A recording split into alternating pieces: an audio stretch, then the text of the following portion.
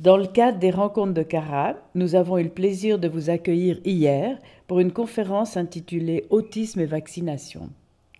Vous êtes journaliste et en mars 2019, vous avez publié un article dans le magazine Nexus intitulé « Vaccination, le plan mondial ».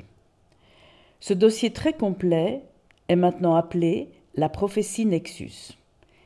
Il anticipait l'imposition vaccinale qui nous a été présentée comme l'unique salut face à une crise dont nous comprenons aujourd'hui combien elle a été fabriquée justement pour permettre ce déploiement.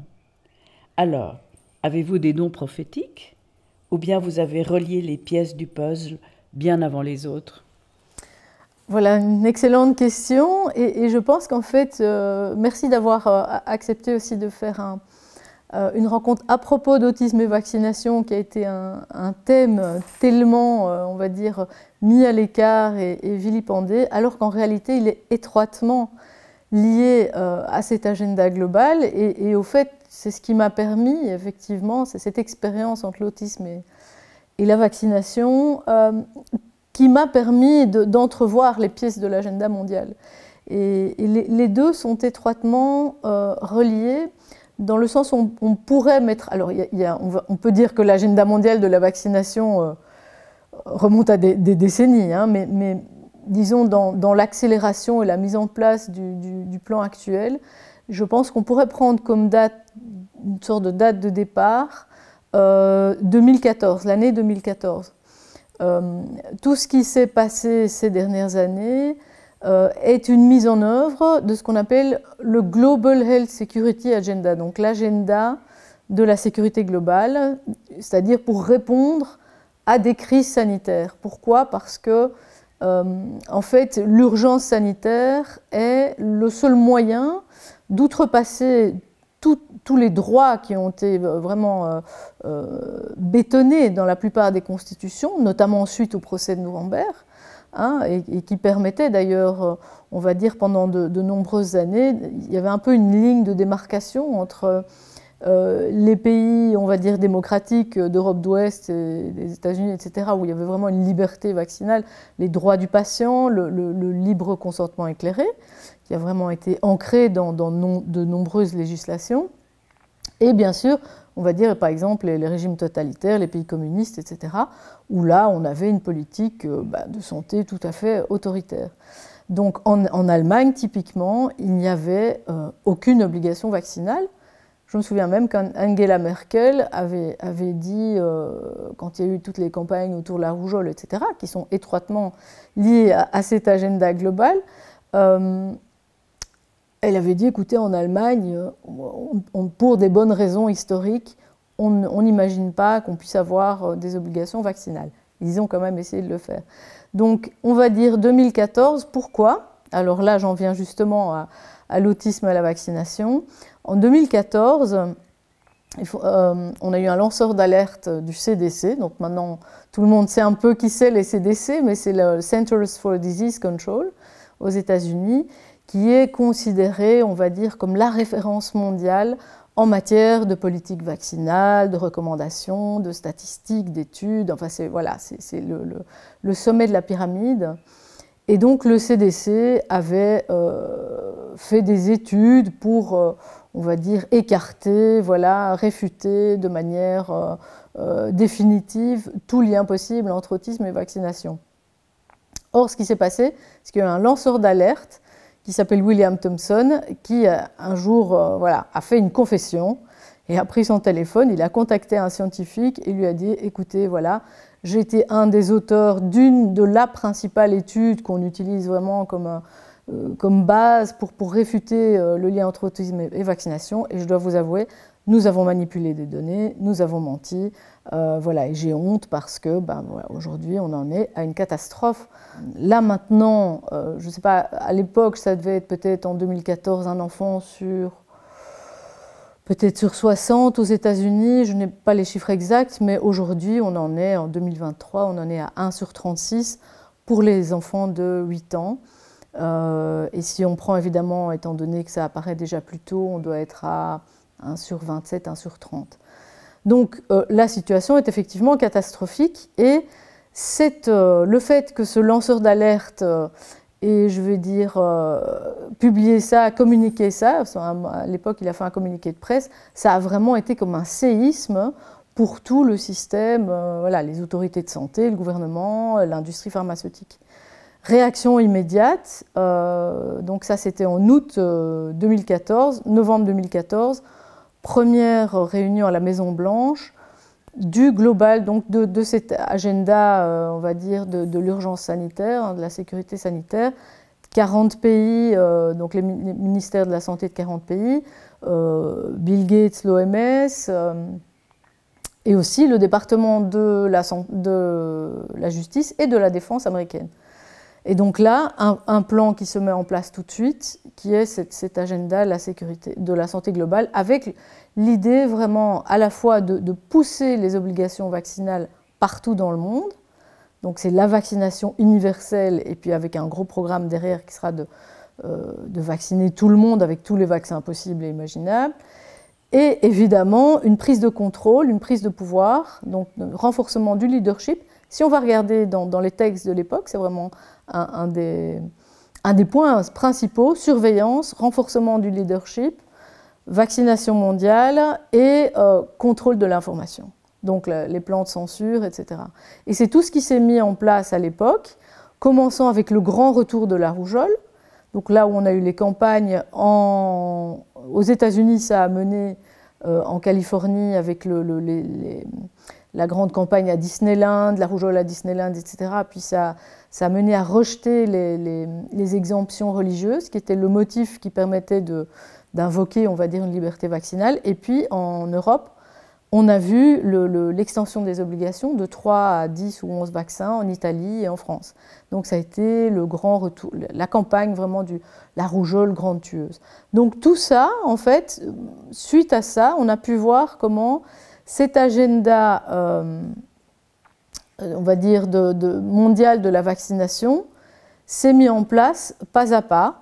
Alors pourquoi est-ce qu'en 2019, on va dire, je pouvais déjà voir toutes les pièces du puzzle s'assembler, parce que c'est vrai que on voit fin déjà décembre 2018, au niveau de l'Union européenne. Si on regarde dans les textes, il y a eu un très gros texte qui a été, on va dire, émis par le Conseil européen, à savoir avec un plan donc, de vaccination de tous les Européens tout au long de la vie, avec des plans effectivement de contrôle de l'information, de propagande aussi, d'éducation à la vaccination, donc la vaccination dans les écoles, dans les universités, etc.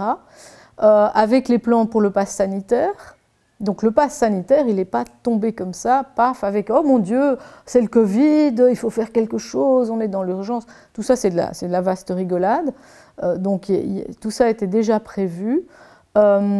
On sait que l'industrie voulait pousser tout ce qui était les technologies vaccinales, on va dire, génétiques.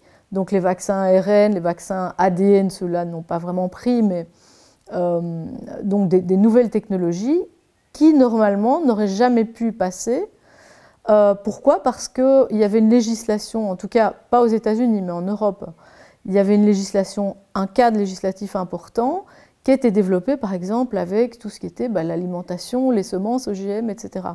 Et donc là, c'est sûr que normalement, les vaccins tombaient, en tout cas pour une partie, tombaient sous le coup de cette législation, pour laquelle on a voté une mise à l'écart en 10 jours de temps, sans dossier, sans expertise, sans débat, mais ça a été voté voilà, par l'urgence, on va dire, voilà, sous couvert d'urgence. Un blanc-seing, en fait, c'est ça qui est. Et maintenant, évidemment, c'est l'occasion, une fois que le vaccin est passé, de déployer ces technologies, on va dire, pour tout le reste. Donc, parce que maintenant, on veut faire des médicaments pour le cancer, enfin, toutes sortes de médicaments qui font appel à ces technologies. Donc, tout ça a été vraiment préparé de longue date.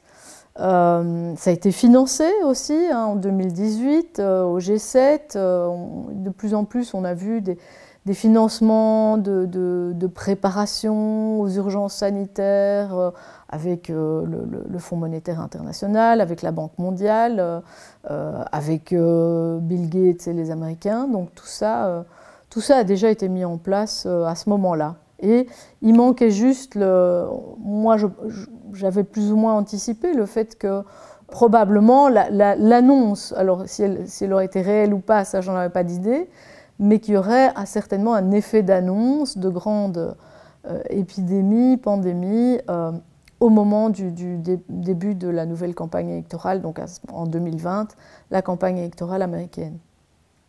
Puisque Trump, en 2016, donc lors des premières élections, enfin de sa première élection, avait lui affirmé clairement qu'il voulait mettre sur pied une commission d'enquête sur les risques de la vaccination multiple, l'autisme et la vaccination, etc.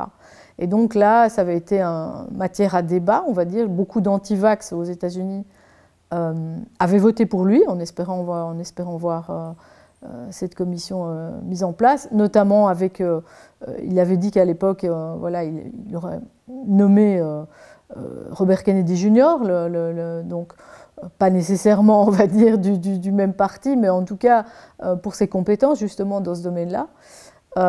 Et puis là, ça aussi, ça a été un moment de panique pour le système. Donc il faut savoir que 3 jours avant les élections, Obama a signé un gros financement vraiment très important avec Bill Gates pour justement donner un coup d'accélérateur à tout ce Global Health Security Agenda, à tout ce plan, avec des financements qui regardaient non seulement la situation américaine, mais aussi la situation internationale. Merci pour ces précisions. Est-ce que vous pourriez nous détailler ce qui se trouve sous cette obligation vaccinale? Parce que je ne pense pas que le bien-être de la population soit forcément la motivation première. Oui, tout à fait. Donc ça, c'est vrai que là, c'est le nouvel élément par rapport à ce que moi, je m'étais, on va dire, limité en tout cas voilà, à étudier la question de la vaccination. Il est clair que ça n'est qu'un élément d'un plan beaucoup plus vaste, de contrôle complet. Donc là, je veux dire, au niveau politique, on est vraiment vers l'idée, c'est vraiment d'aller vers un gouvernement mondial, supranational. On voit bien que c'est en train d'être mis en place par l'OMS, l'ONU et puis avec bien sûr le Forum économique mondial. Je pense qu'aujourd'hui, quand on dit les gens ont peur de parler d'un gouvernement mondial, si on a quelqu'un comme Macron qui se rend au World Government Summit, on a chaque année maintenant des sommets internationaux d'un gouvernement mondial, et qu'on entend quelqu'un comme Macron qui dit voilà, il faut un gouvernement mondial unique, n'ayons pas peur d'en parler, on n'est pas complotistes, c'est vraiment, voilà, il faut appeler un chat, si eux en parlent, nous aussi. Donc ça c'est clair, il y a cette volonté, il y a des plans, si on va voir sur le Forum économique mondial, on voit très bien tous les plans, donc ils ont une sorte de petits moteurs de recherche comme ça, où on peut aller approfondir les divers secteurs de la société. Il y a un plan de contrôle de chaque activité humaine. La santé, l'économie, l'éducation, l'environnement, l'énergie, la propriété, tout, absolument tout, l'information, voilà, est sujet à cette prise de contrôle, les animaux, les plantes, enfin tout. Donc c'est clair que quel est le rôle crucial de la vaccination là dans ce plan et du pass sanitaire? C'est premièrement qu'avec le pass sanitaire, c'est surtout un instrument de contrôle.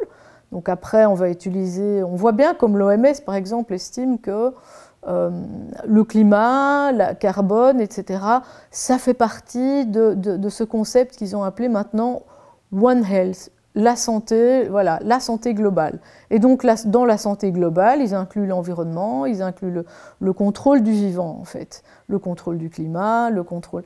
Et donc, ils entendent éventuellement avoir une sorte de moyen de contrôle unique qui sera un pass, qui fera à la fois carte d'identité, avec toutes les données de la personne, toutes ces données de santé, pas uniquement la vaccination, son portefeuille économique, voilà, et de pouvoir, à travers la mise en place aussi de la monnaie unique des banques centrales, hein, qui sera une sorte de crypto-monnaie, probablement après une grande crise économique, on va dire précipitée et accélérée, de pouvoir à chaque moment activer ou désactiver, on va dire, voilà, les domaines de vie de chaque citoyen, les possibilités de circuler, d'acheter, de s'exprimer, d'avoir accès à des contenus, voilà, de se déplacer, et éventuellement de le renvoyer. Moi, je me souviens d'ailleurs que c'était déjà en 2018, je m'étais rendue à une réunion qui avait lieu au Parlement européen, et il y avait quelqu'un de l'industrie pharmaceutique qui disait, voilà, donc l'idéal, c'est d'avoir des centres de vaccination qui soient en fait, c'est de retirer la vaccination, par exemple, du domaine de la santé et des médecins, et de la rendre vraiment comme un acte administratif. Donc effectivement, il y a à la fois cet objectif de rendre ça administratif, et puis il y a aussi, je pense, vraiment une volonté de limite de la population, de la croissance démographique, de réduction de la population. En tout cas, on voit que d'une part, on ne sait pas ce qu'il y a dans les vaccins, et les gens, ce qui est quand même incroyable, c'est que les vaccins Covid ont été mis sur le marché sans le moindre contrôle, sans que ça passe même par je veux dire, les approbations, les mises sur le marché qui ont eu lieu, les autorisations qui ont été données par les agences de santé traditionnelles, donc en Europe, l'Agence européenne du médicament, et puis normalement, après, c'est entériné par le national, aux États-Unis par la FDA. Eh bien, cette fois-ci, en fait, ils n'ont fait vraiment que d'apposer un cachet sans savoir ce qu'il y avait dans les vaccins, ni finalement de disposer d'un véritable contrôle. Pourquoi? Parce que, sous couvert d'urgence à nouveau, tout ça a été mené comme une opération militaire. Donc, aux États-Unis, l'opération Warp Speed est une opération qui a été menée par les militaires de A à Z, que ce soit dans la conception des vaccins, qui a notamment été faite avec toute une série de spécialistes qui sont de surcroît des gens qui sont quand même experts dans des technologies, dans le développement de technologies transhumanistes. Hein, je pense par exemple à Moncef Slaoui, qui est l'ancien scientifique en chef de GlaxoSmithKline, mais qui était lui-même, on va dire, dans, je pense, 5 ou 6, le conseil d'administration de 5 ou 6 startups vraiment spécialisées dans tout ce qui est intelligence artificielle, hein, comme les trucs de Neuralink auxquels travaille Elon Musk et tout ça. Donc tout ça a été fait par toute une série dans le plus grand secret, y compris jusqu'à la distribution, l'approbation, etc., en dehors, on va dire, du circuit habituel de Big Pharma. Enfin, des agences pharmaceutiques. Donc voilà.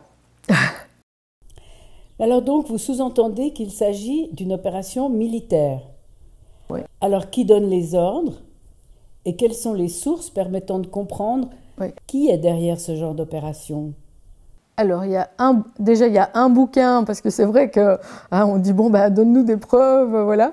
Donc, il y a un bouquin que je ne peux que recommander, c'est le livre de Robert Kennedy Jr., qui s'intitule « Anthony Fauci, Bill Gates, Big Pharma, leur guerre contre la démocratie et la santé publique », et qui reprend, en fait, je dirais, cet agenda, toutes les tentatives de prise de pouvoir, justement, avec on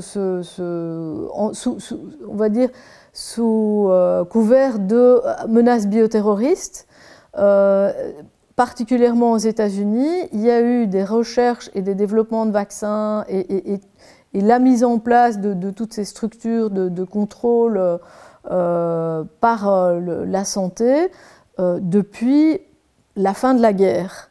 Donc il y a eu de nombreuses pandémies avec plus ou moins de succès. Il y a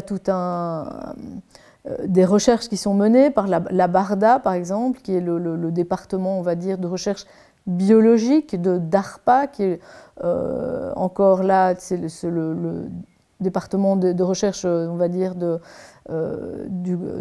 la Défense, du ministère de la Défense aux États-Unis, et qui englobe des crédits absolument mais faramineux. Anthony Fauci, qui lui était, on va dire, à la santé publique, a quand même toujours été aussi étroitement lié à cet agenda.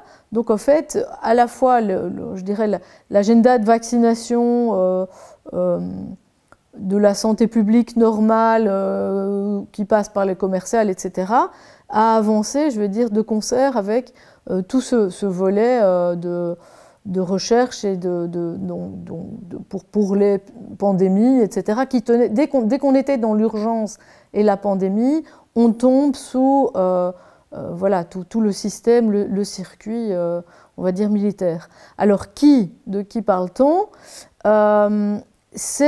Depuis longtemps, ce sont les mêmes, c'est-à-dire ce qu'on a appelé l'état profond après, mais qui a déjà été dénoncé, je pense, par Eisenhower, et puis après par les Kennedy, effectivement, qui ont été assassinés par ce même état profond. Hein, donc je pense que là, l'information n'est toujours pas sortie, mais l'assassinat des Kennedy, c'est quand même un inside job, comme on dit, c'est principalement la CIA, avec le concours de la CIA. De qui s'agit-il? C'est tous ces gros intérêts privés, le consortium des banquiers, le consortium militaire, industriel, comme on appelle, les pétroliers, etc. Donc ce sont tous ces intérêts qui forment ce qu'on appelle l'État profond américain, notamment qui voulaient aussi empêcher une transformation profonde du système financier par le fait que la réserve fédérale, elle n'a de fédéral que le nom. Donc celle qui émet le dollar et les monnaies est en fait un consortium privé. Donc il y a eu une justification, une demande tout à fait légitime, tout à fait justifiée de la part du public et de certaines parties, on va dire, du Congrès américain, de dire non, c'est l'État qui doit frapper monnaie. C'est ce que tout le monde imagine, mais ce n'est pas le cas. Donc aujourd'hui, les banques centrales, en fait, appartiennent à des privés. Oui. Alors ça, c'est un vaste sujet que nous aborderons peut-être dans un autre entretien, parce qu'il y aurait beaucoup à dire. Pour boucler, en tout cas, un survol de la question du plan mondial de la vaccination, à votre avis, comment le traité pandémie de l'OMS, dont on parle beaucoup, et donc qui prendrait la main sur les constitutions nationales en cas de pandémie, comment ce traité s'insère dans ce plan mondial? Est-ce que vous pouvez nous en dire quelques mots, qu'on rajoute cette pièce du puzzle dans le panorama? Tout à fait. Donc en fait, il y a deux instruments dont on parle dans cette, on va dire, tentative vraiment de gouvernance mondiale par l'OMS. Il y a un instrument qui existe déjà, qui s'appelle le Règlement sanitaire international, et donc qui existe depuis plusieurs années, mais qui n'est pas contraignant.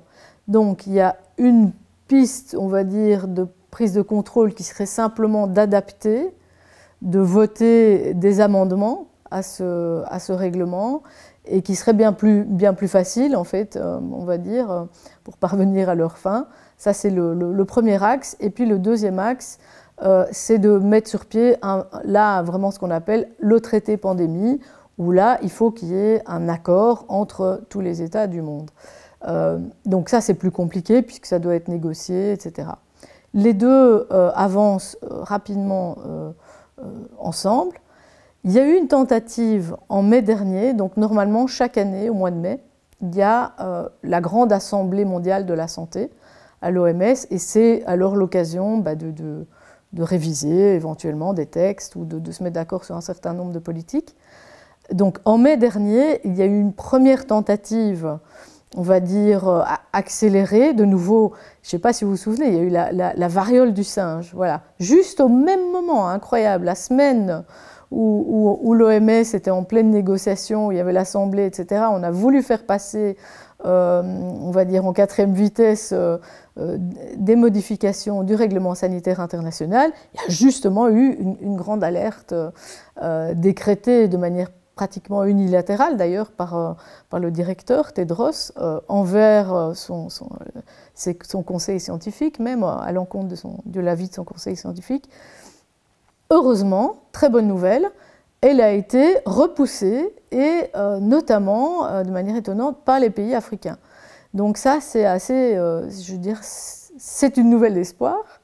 Il y a un continent qui commence à se rendre compte qu'on est en train de leur marcher sur la tête et donc il y a eu vraiment les pays... Alors on n'a pas beaucoup parlé, mais on peut voir, moi je l'ai lu dans la presse africaine, il y a vraiment eu cette prise de conscience de dire ok, là on est en train de venir essayer de prendre le contrôle chez nous, de s'attaquer à notre souveraineté, nous on n'est pas d'accord. Et donc il y a eu une résistance alors de la part des Africains, de la part du Brésil, qui résiste depuis un certain temps déjà, en tout cas c'était le cas avec Bolsonaro, ça ne l'est malheureusement plus avec Lula, hein, qui, bon, là, donc, mais Bolsonaro il avait tout compris, donc ça fait déjà un petit temps qu'il s'opposait, notamment il s'était opposé à l'élection de Tedros. L'Inde quand même, voilà, prend ses distances aussi, donc voilà, moi je pense que, et la Russie évidemment à ce moment-là, donc là, c'était déjà positif. On va dire, résisté à une première attaque. Maintenant, c'est clair qu'ici, en mai, ils vont revenir à la charge. Je ne pense pas qu'ils seront prêts pour le grand traité pandémie. Par contre, ce que je pense, à mon avis, ce qui risque de se passer, c'est qu'il y ait un accord sur certains points. Et je crains que le point crucial, ça va être le pass sanitaire international, qui est le souhait évidemment de l'OMS et là qui va faciliter la prise de contrôle. Ce qu'il faut voir, c'est que même si les pays rejettent, parce que maintenant il y a quand même eu une grosse prise de conscience et je veux dire une réaction par exemple de certains pays comme l'Australie. Il y a une forme d'activisme, de militantisme qui fonctionne, qui porte ses fruits.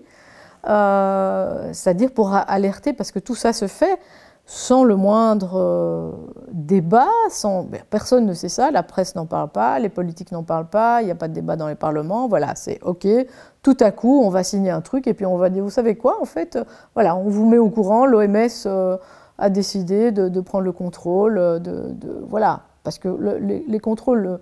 La prise de contrôle dont on parle, elle est vraiment au niveau de pouvoir décréter l'urgence sanitaire dans un pays, décider les mesures, décider les confinements, enfin voilà, c'est vraiment tout ce qu'on a connu, mais au lieu que ce soit décidé au niveau national, ce sera simplement décrété voilà, par l'étranger.